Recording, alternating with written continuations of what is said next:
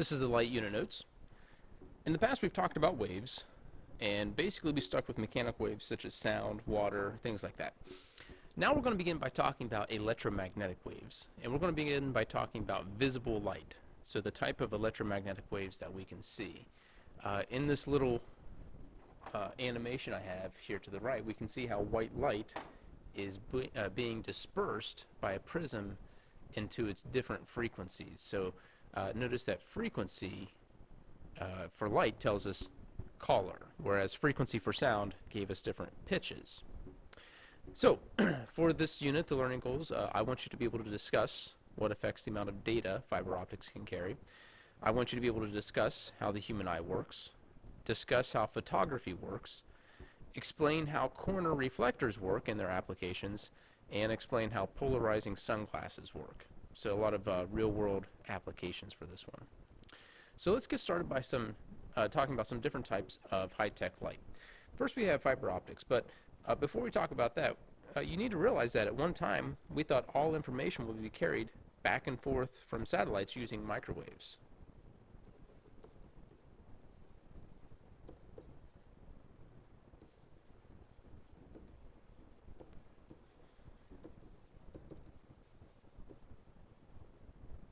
That's one word.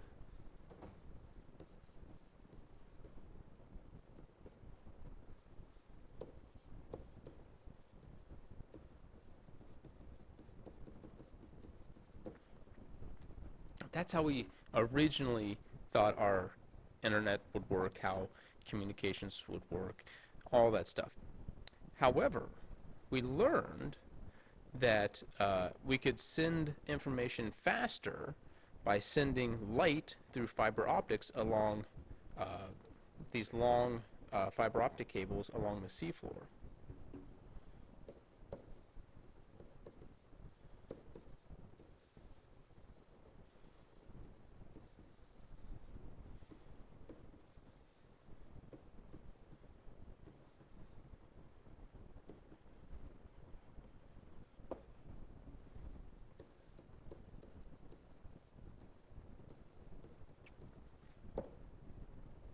So what fiber optic cable is kind of a plasticky type material, and we simply shine lasers through it.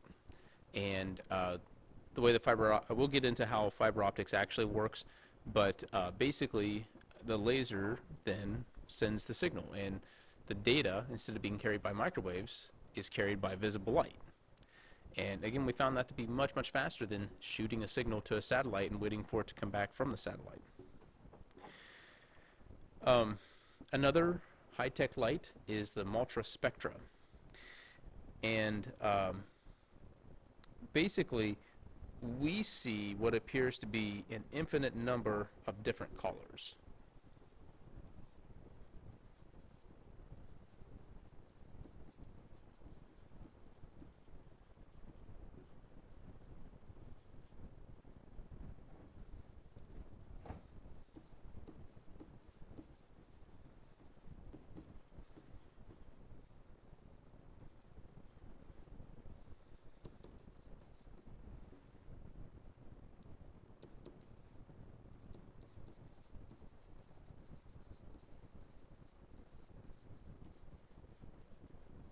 Think back to your childhood and think about all the different um, colors of crayons that you had in your uh, coloring box. Think about all the different shades of blue, all the different shades of green, all the different shades of even red. Uh, it seems like there's an infinite number of colors. However, multispectral cameras can see much, much more.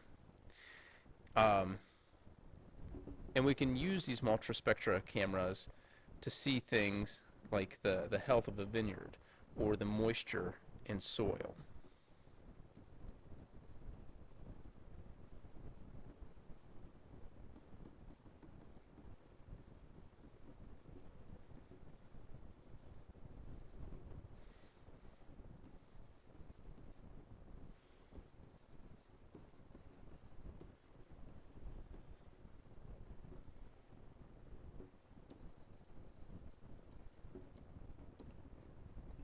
So these multi-spectra cameras can see in the infrared, they can see in the ultraviolet. They can just see so many more frequencies than the human eye can, than the human eye can.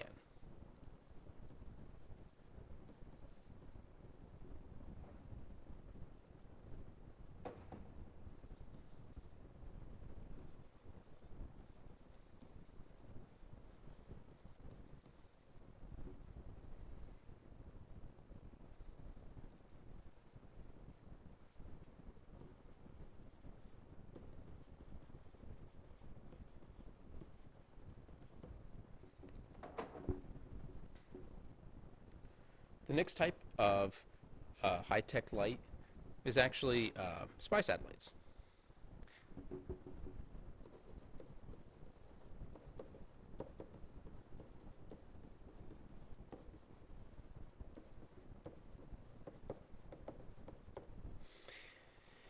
And basically, these use visible light, and they're just cameras that we put in outer space. Uh, what makes them so high tech is the advanced lenses that they use. And the problem, though, is that we cannot put a spy satellite directly over one position on the planet. We've talked about that in the past. Um, so the way they work is they fly over a country, and because they fly so fast, um, you can only look at a single object for less than a minute.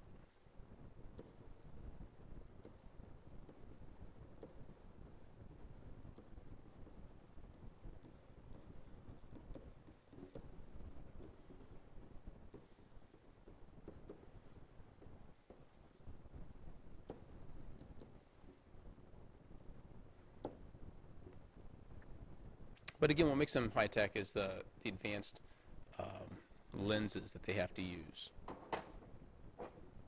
The next one is laser induced nuclear fusion. This one's kind of cool. Um, we use laser beams directed at a small pellet of tritium and deuterium to cause them to fuse together and spark nuclear fusion.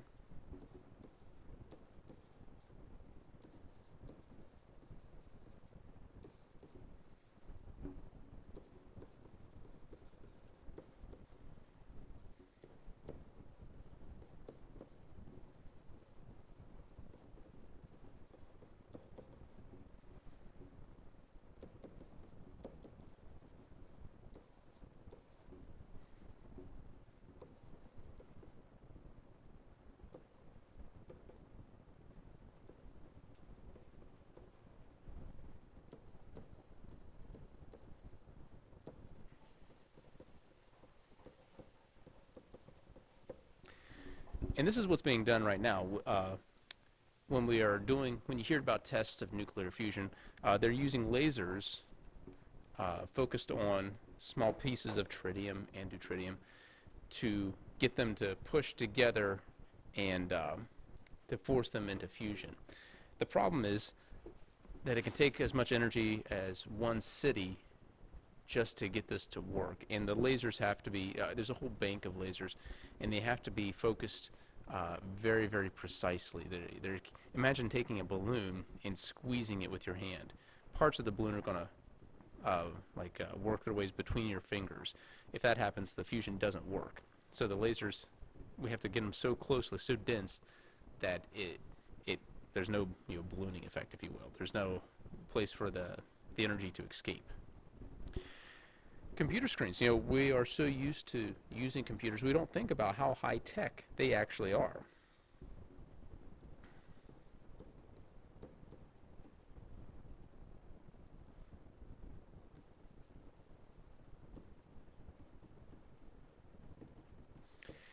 A white screen is not actually white. It's a mixture of small red, green, and blue spots.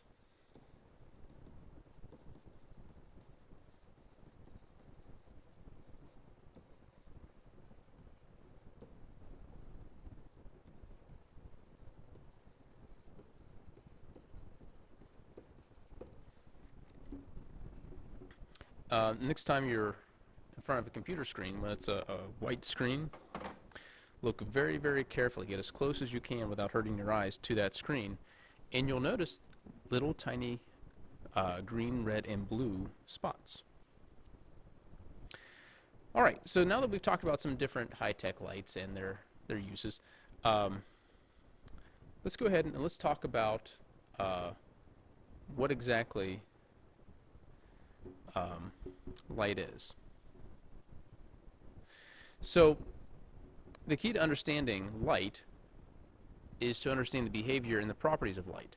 And to understand its properties is to recognize that light is actually a wave. However, light doesn't seem to be a wave. And if light is a wave, what exactly is waving? For water, for waves on water, the water is waving. For sound, it's the air particles shaking back and forth. For earthquakes, it's the earth that's shaking. So what about light? What exactly is shaking? And it turns out that it's not really anything solid, but it's something called a field. And there's actually two fields, an electric field and a magnetic field. So what light is a shaking or a vibration of these two fields. So we've got a magnetic field we can think of it as shaking up and down, and we have an electric field, we can think of it as shaking from side to side. And all of this is started by electric charges bouncing around.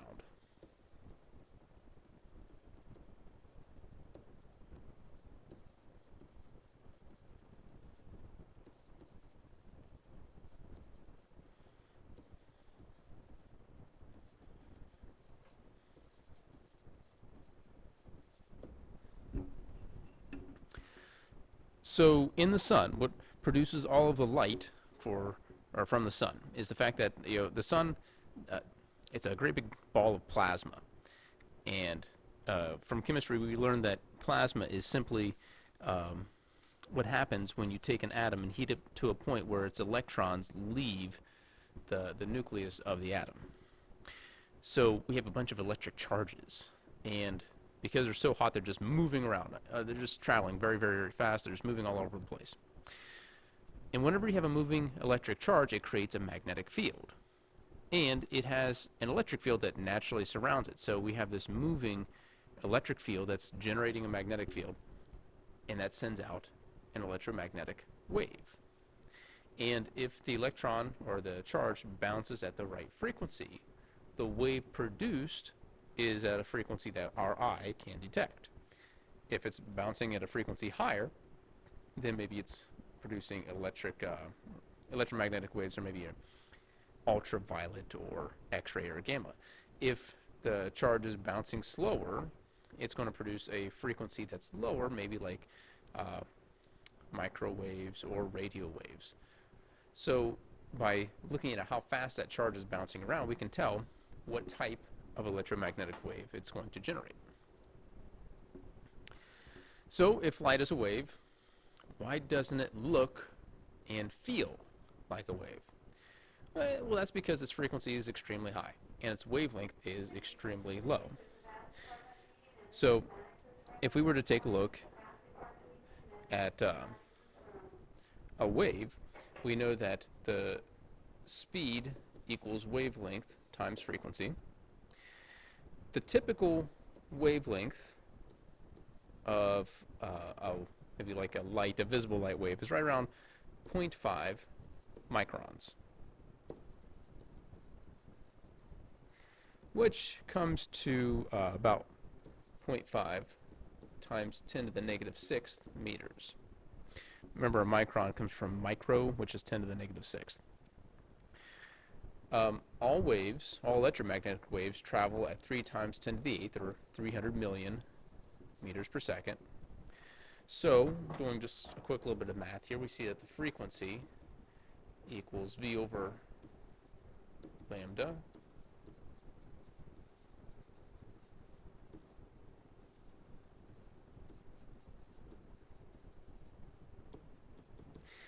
and we get a frequency of around 6 times 10 to the 14th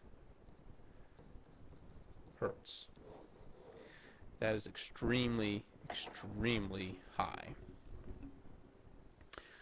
All right, we're going to wrap it up here, and we'll continue by talking about information theory.